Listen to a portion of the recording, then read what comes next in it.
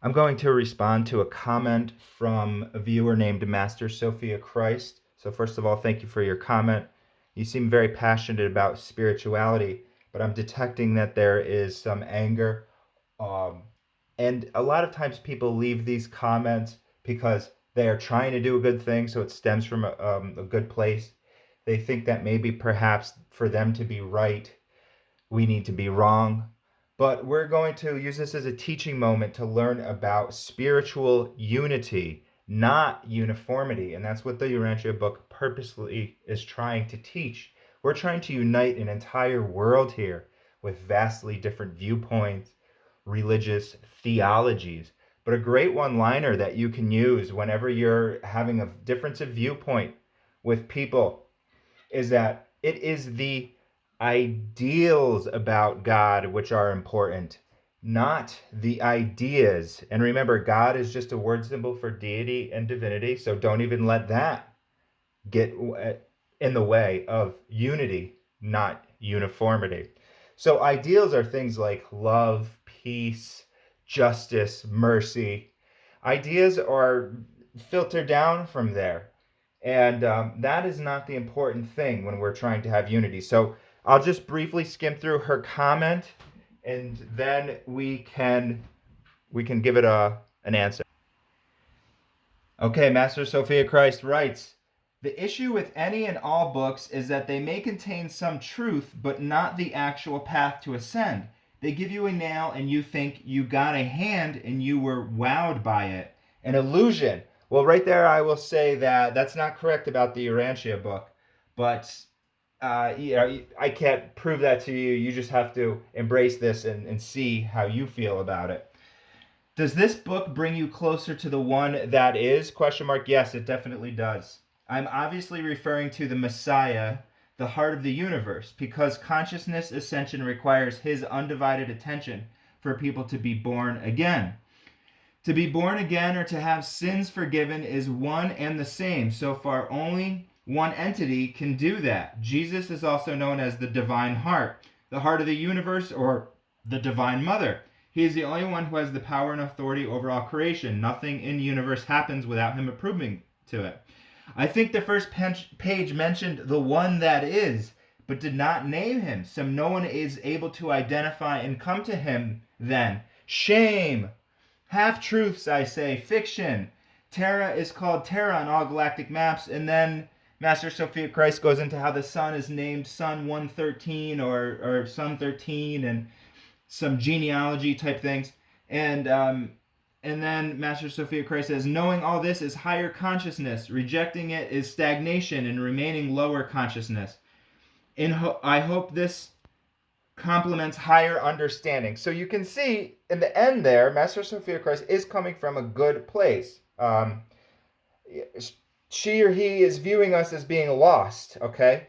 Because we don't have Jesus in our life. However, the book has about 1,000 pages of the life and teachings of Jesus of Nazareth. They say that Jesus is the God man, the creator of the universe.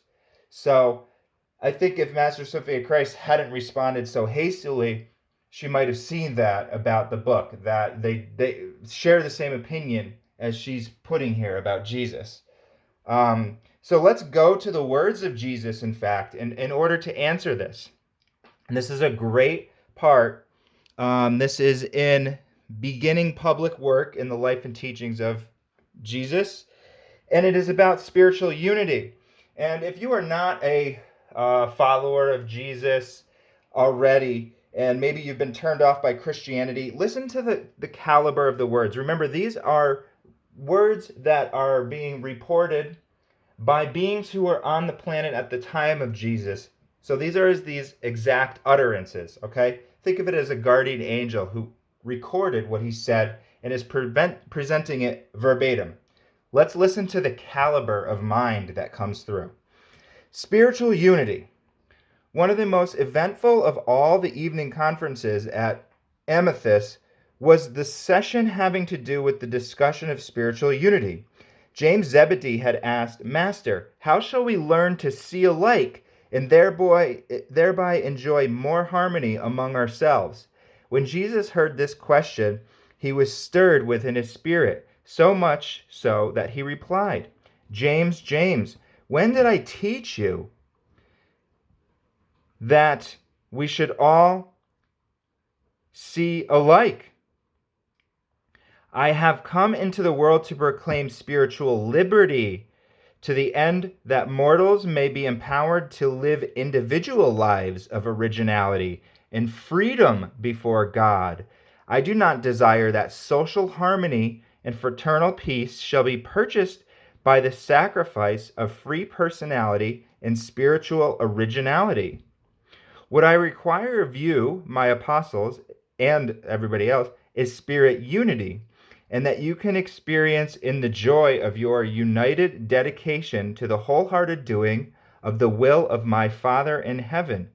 You do not have to see alike or feel alike or even think alike in order to spiritually be alike. So going back to Sophia's comment about how the sun is called Sun 113 and I called it by the wrong number. I don't remember doing that. But that is an idea about God. We don't need to see that in alike in order to spiritually to be alike. Spiritual unity is derived from the consciousness that each of you is indwelt and increasingly dominated by the spirit gift of the Heavenly Father. Your apostolic harmony must grow out of the fact that the spirit hope of each of you is identical in origin, nature, and destiny. That's the unity. We are both indwelt by the same spirit. So I don't need to be at odds. She doesn't need to be wrong for me to be right. In this way, you may experience a perfected unity of spirit purpose and spirit understanding, growing out of the mutual consciousness of the identity of each of your indwelling paradise spirits. And you may enjoy all this profound spiritual unity in the very face of the utmost diversity of your individual attitudes of intellectual thinking. We differ intellectually. Temperamental feeling and social conduct. So that could be politics as well.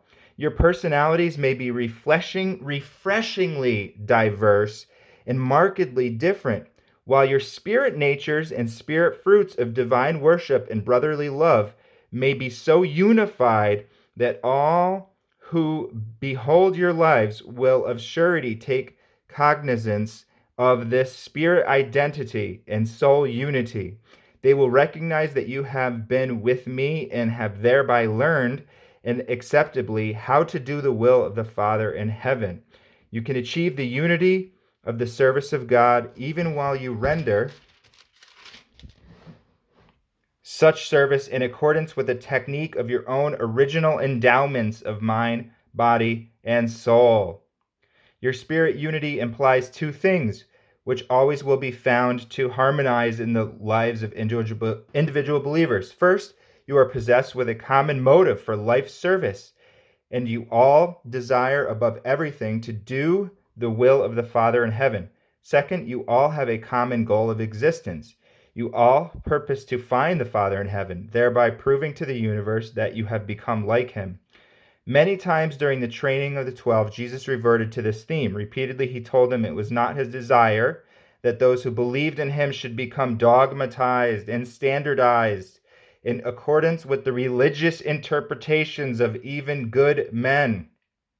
Again and again, he warned his apostles against the formulation of creeds and the establishment of traditions as a means of guiding and controlling believers in the gospel of the kingdom. Remember, this is a living truth, okay? And don't be angry if somebody has a difference of viewpoint from you. Find what you do agree on, okay? We could agree that there's something beyond this mundane level of physical and mental mind, that there is a thing called the spiritual. Is the spiritual benevolent and loving? I'm sure Master Sophia Christ would say, yes, it is.